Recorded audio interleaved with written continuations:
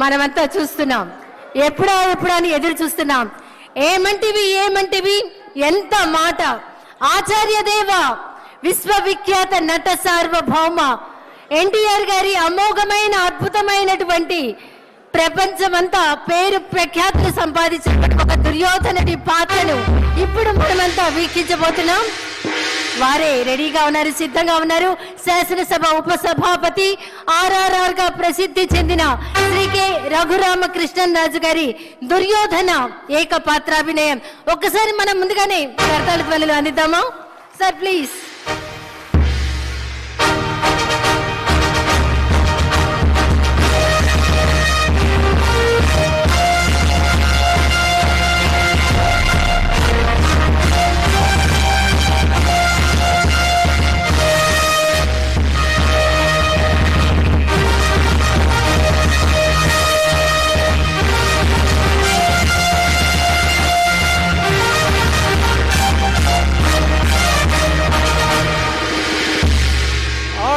ఆచార్య దేవ ఏమంటివి జాతి నెపమన సోత శుద్ధుల కింద నిలువ అర్హత లేదందువా.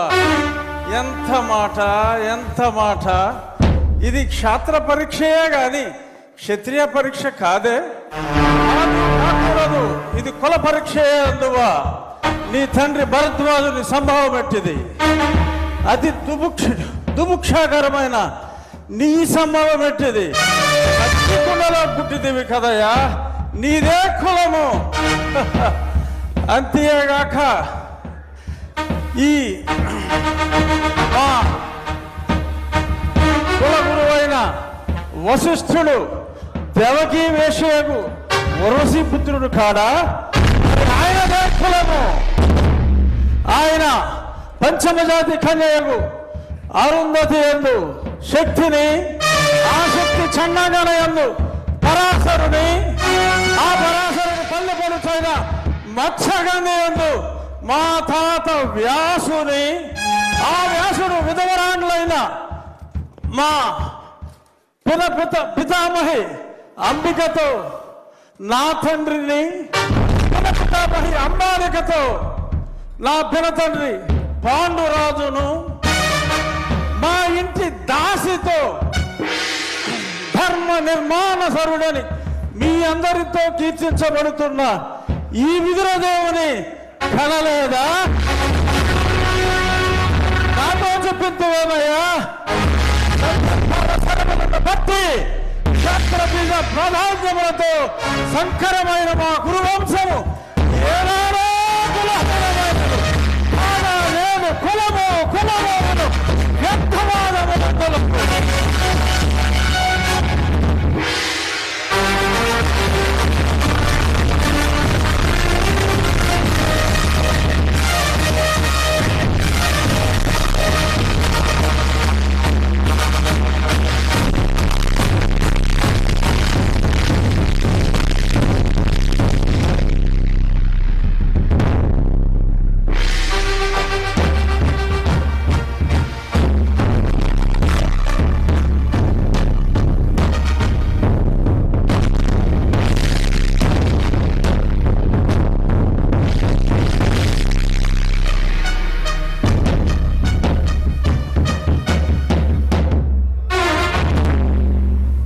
తెలుగుదనాన్ని అద్భుతమైనటువంటి డైలాగుల్లో దుర్యోధనుడి పాత్రలో ఏకపాత్రాభినయం చేసినటువంటి మన శాసనసభ ఉపసభాపతి RRR శ్రీ కె రఘురామకృష్ణరాజు గారికి ఒక్కసారి గట్టిగా కర్తాళ ధ్వనులు అందిద్దాం.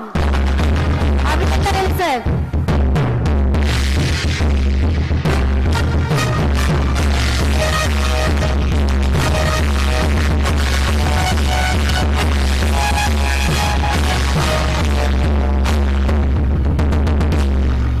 తరువాత మరొక ఏకపాత్రాభినయం మంత్రివర్యులు సిద్ధంగా ఉన్నారు. పల్నాటి వీరుడిగా బాలుడిగా పేరు పొందిన బ్రహ్మన్న కుమారుడిగా శౌర్య వీర ప్రతాపాలతో మరి తెలుగు వారందరినీ తట్టి లేపిన పలనాటి యువ వీర కిశోరం పాత్రలో బాలచంద్రుడి పాత్ర మనందరికీ తెలుసు. అమాత్యునిగా అంతకు మించినటువంటి గొప్ప నటులు వారు.